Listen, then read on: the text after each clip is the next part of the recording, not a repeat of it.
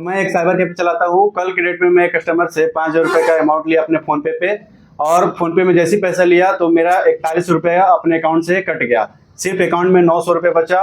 और जब मैं बैलेंस चेक कराया या अपने जो अकाउंट से पता कराया तो पता चला कि ये लीन अमाउंट था, जो कि आपका 41 रुपये कट गया। और ये जो कस्टमर डाले हैं उनका लीन अमाउंट नहीं था, ये मेरा पैसा फरवरी में लिया हुआ पैसा था, जो कि अभी जून में जाके 41 रुपया डिडक्ट हो गया। तो ये मेरे साथ हुआ है और मैंने सोचा क्यों ना मैं आप लोगों को भी सावधानी के लिए ये वीडियो आपको बताऊं, वीडियो के माध्यम से, कि कैसे आपको इस सब से सावधानी बरतना है। क्योंकि हम जनसेवा केंद्र चलाते हैं, साइबर कैफे चलाते हैं, तो हम लोग का काम ही ज़्यादा होता है पैसा का लेन देन करना। अगर ये हम नहीं करेंगे तो हमारा कोई ज़्यादा आमदनी नहीं हो पाएगा। तो जो भी जनसेवा केंद्र चलाते हैं उनको पता होगा कि फ़ोन पे से पैसा लेना, पैसे का लेन देन करना, ये ज़्यादा इसी के कस्टमर आते हैं हम लोग के पास। तो ये करने के लिए हमको क्या क्या सावधानी बरतना चाहिए ताकि भविष्य में ऐसा ना हो। तो मेरे साथ जो हुआ है वो आपके साथ ना हो, इसलिए मैं इस टॉपिक पे वीडियो लेकर के आया हूँ। क्योंकि अगर आप पैसा नहीं डालेंगे कस्टमर का तो कोई और बगल वाला जो प्रज्ञा केंद्र वाला होगा या साइबर कैफे वाला होगा वो जरूर डालेगा। तो आपको ये काम तो करना ही पड़ेगा कैसे भी, अगर आप जनसेवा केंद्र चलाते हैं। तो आज के इस वीडियो में टोटल 10 पॉइंट लेकर के आया हूँ ताकि भविष्य में ऐसा कोई दिक्कत ना हो। और ये जो 10 इम्पोर्टेंट पॉइंट है, ताकि ये सावधानी बरतने का जो 10 इम्पोर्टेंट पॉइंट है, अगर आप ये 10 इम्पोर्टेंट पॉइंट को समझ लेते हैं तो आपके साथ ऐसा भविष्य में नहीं होगा जो मेरे साथ हुआ है। तो आप ये 10 पॉइंट को अच्छे से समझिए ताकि आपका आने वाले दिनों में ऐसा कुछ ना हो। 12 पॉइंट अच्छे से देख लेते हैं तो आपका जो ये फ़ोन पे से पैसा लेने वाला जो सिस्टम होगा उससे आपका भविष्य में ऐसा कोई दिक्कत नहीं होगा। अब आप ये 12 स्टेप को अच्छे से फॉलो कीजिएगा तो आपके साथ ऐसा घटना नहीं घटेगा। तो चलिए मैं आपको आगे बताता हूँ कि कैसे आपको फ़ोन पे से पैसा लेना है, तो क्या क्या सावधानियाँ बरतना चाहिए। क्योंकि मैं खुद 3 सालों से जनसेवा केंद्र चलाता हूँ, लेकिन ये मेरे साथ पहला बार ऐसा हुआ कि मेरा जो अकाउंट से पैसा वो डिडक्ट हुआ है और वो भी लीन अमाउंट के रूप में हुआ है। लीन अमाउंट का मतलब होता है कि कोई फ्रॉड वाला पैसा मेरे अकाउंट में आ गया और जो बैंक वाले होते हैं वो जब चेक किए तो मेरा अकाउंट से पैसा ये उसको होल्ड कर दिए हैं।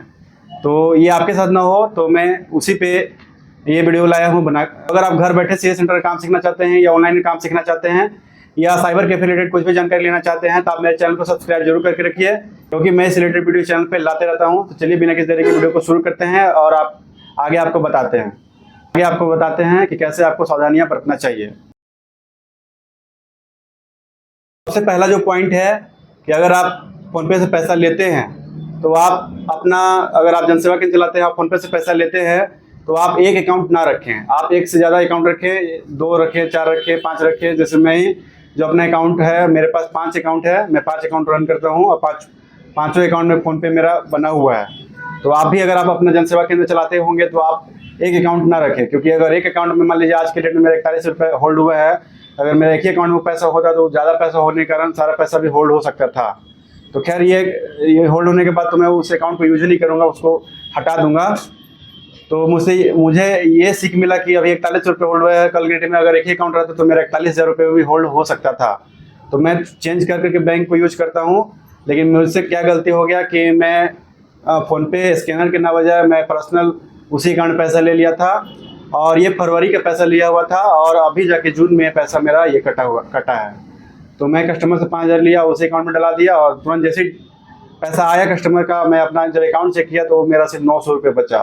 बैलेंस चेक कराया, पता चला तो कि ये जब चेक किया तो पता चला कि लीन अमाउंट है, क्योंकि ये जो अकाउंट खोला था मेरा कोई दोस्ती खास खोला था तो चेक करा दिया था। तो अगर आप भी अपना जनसेवा केंद्र चलाते होंगे और फ़ोन पे से पैसा लेन देन करते होंगे तो आप एक अकाउंट यूज ना करें, आप 4-5 अकाउंट को यूज करें।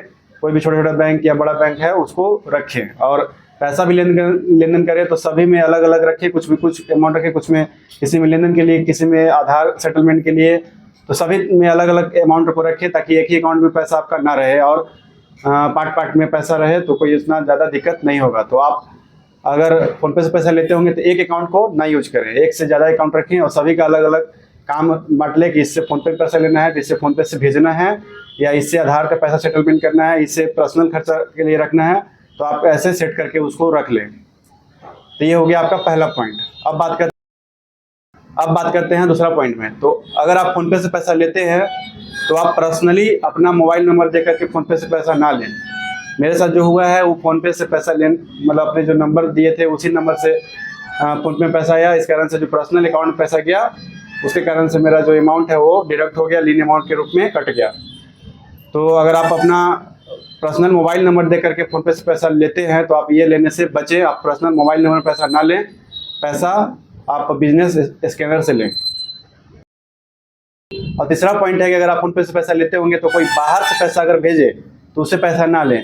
कस्टमर अगर सामने आया हुआ है तो आप थोड़ा रिस्क ले सकते हैं, लेकिन कोई कस्टमर बाहर से कहीं पैसा भेजता है कि आप नंबर दे दीजिए, स्कैनर दे दीजिए और पैसा आपके अकाउंट में आएगा, आप मुझे कैश दे दीजिएगा, तो आप ये लेने से बचें।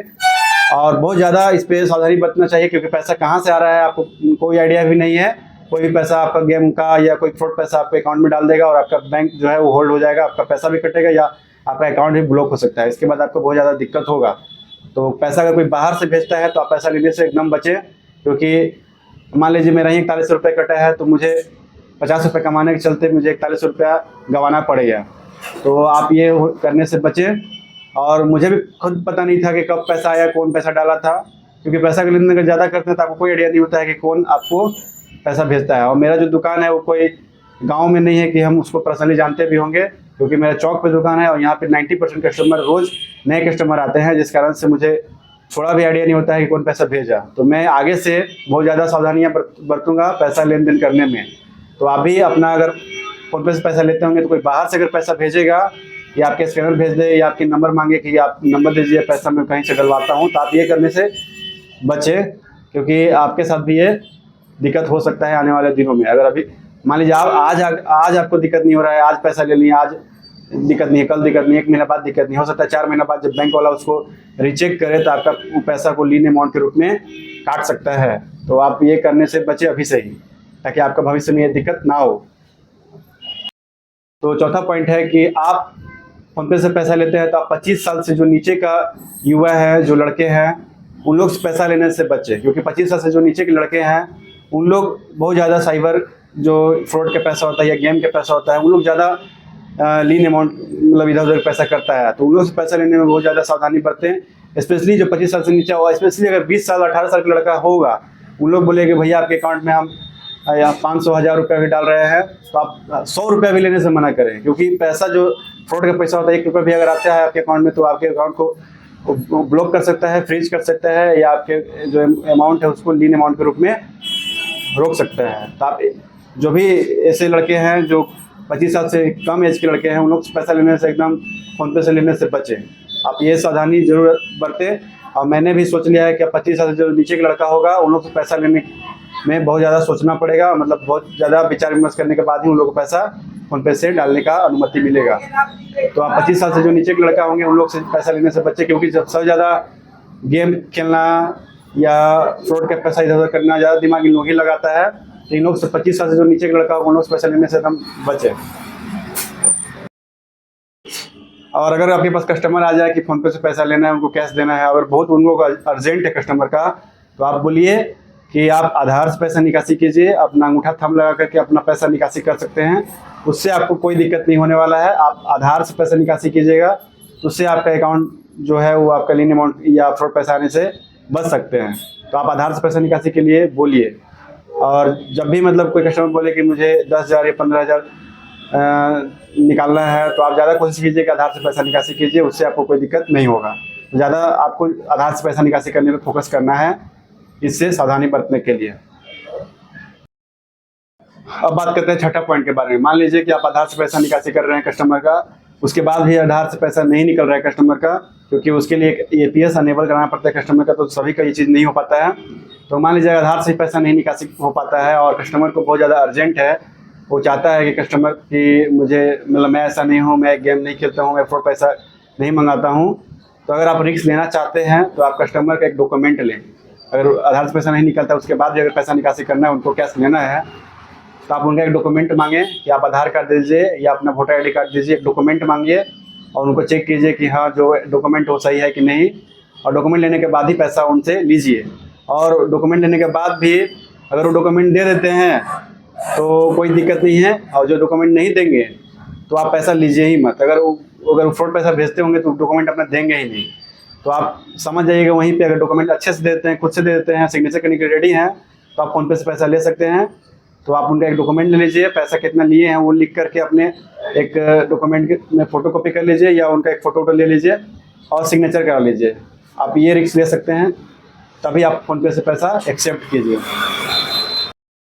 अब बात करते हैं 17 पॉइंट में। तो आप पैसे भेजने से ज़्यादा पैसे जो आपके अकाउंट में आता है उस पर ज़्यादा अलर्ट रहिए, क्योंकि पैसा जो आपके अकाउंट में आता है कोई भेजता है उसमें आपको ज़्यादा अलर्ट रहना है, क्योंकि उस पर बहुत ज़्यादा सोच विचार के ही पैसे लीजिए, क्योंकि भेजने में ज़्यादा रिस्क नहीं है लेकिन आपको पैसा लेने में ज़्यादा रिस्क है।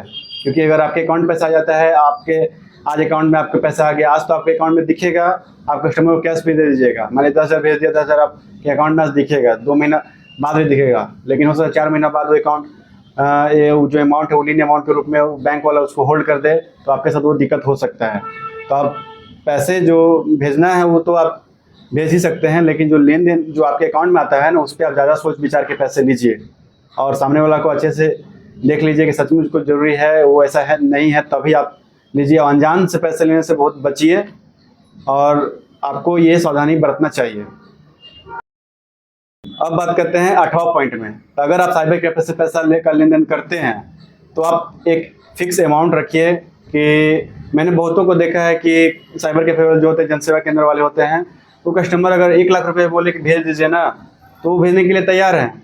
इतना वो लालच नहीं रखना चाहिए। अगर आप लाख रुपये 2 लाख रुपये अगर कस्टमर को भेजते हैं तो वही सबसे ज़्यादा इस जंजाल में फंसते हैं। मान लीजिए 41 रुपये मेरा होल्ड हुआ है, कल जो 1 लाख 2 लाख रुपये भेजने वाले हैं उन लोग को बहुत जल्दी होल्ड लगने वाला है।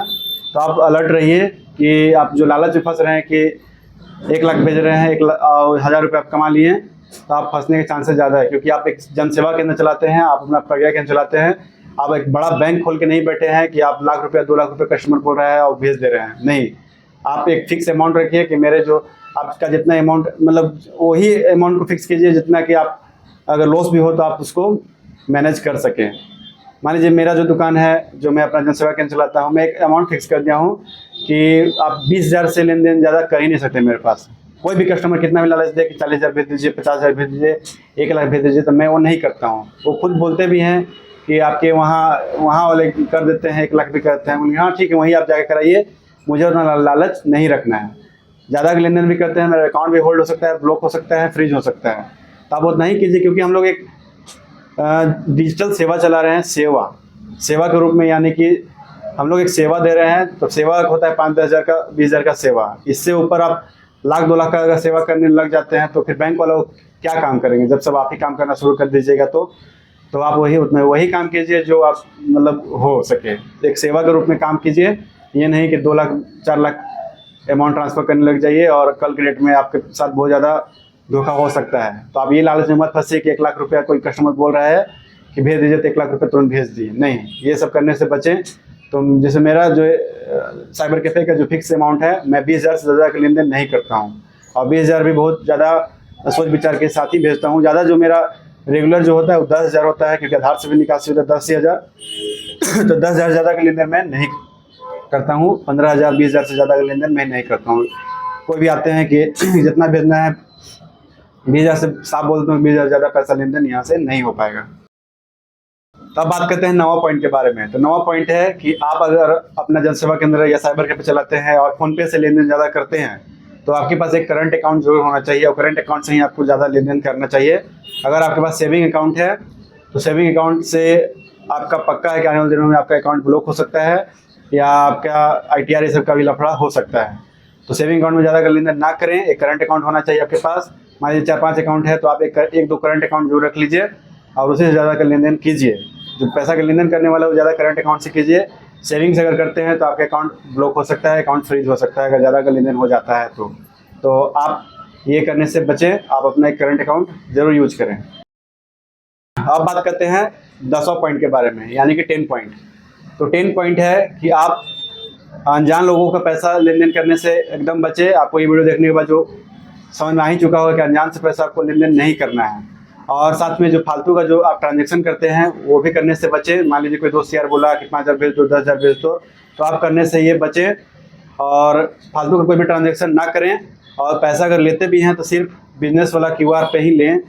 इससे क्या होगा कि पैसा पहले आपको बिजनेस QR पे आएगा, उससे समझ में आएगा कि हाँ ये बिजनेस फ़ोनपे है या गूगल पे है तो आपको उसमें पैसा आता है, उससे के बाद कोई दिक्कत नहीं होगा। तो अगर आप पैसा का लेन देन करते हैं तो आप सिर्फ बिजनेस QR पे लीजिए और 1 रुपये पैसा लेने से बचें। और जितना ही मैं 10 पॉइंट ये बताया हूँ, 10 पॉइंट अगर आप अच्छे से फॉलो कर लेते हैं तो आपके साथ ये जो आगे जो मेरे साथ फिलहाल हुआ वो आपके साथ ऐसा नहीं होगा। और मैं भी पूरा कोशिश करूँगा कि आगे मेरे साथ ऐसा ना हो। तो ये आपको ये सावधानी जरूर बरतना चाहिए अगर आप फ़ोनपे से लेन देन करते हैं। और ये देखिए, हम लोग जनसेवा केंद्र चलाते हैं, साइबर कैफे चलाते हैं, तो हम लोग का जो अगर फ़ोनपे से पैसा अगर लेन देन नहीं करते हैं तो हम लोग के पास फिर काम ही नहीं आएगा। और अगर मान लीजिए आप फ़ोनपे से या QR से पैसा लेन देन नहीं करते हैं तो बगल वाले जो साइबर कैफे चलाते हैं वो करते होंगे। तो अगर वो करते हैं तो आपको भी करना ही होगा। अगर आप नहीं कीजिएगा तो कस्टमर उनके पास चला जाएगा। तो आप अगर करते हैं तो आप ये 10 पॉइंट जो है बताए हैं, ये 10 पॉइंट को फॉलो कीजिए ताकि आपका भविष्य में ये दिक्कत ना हो।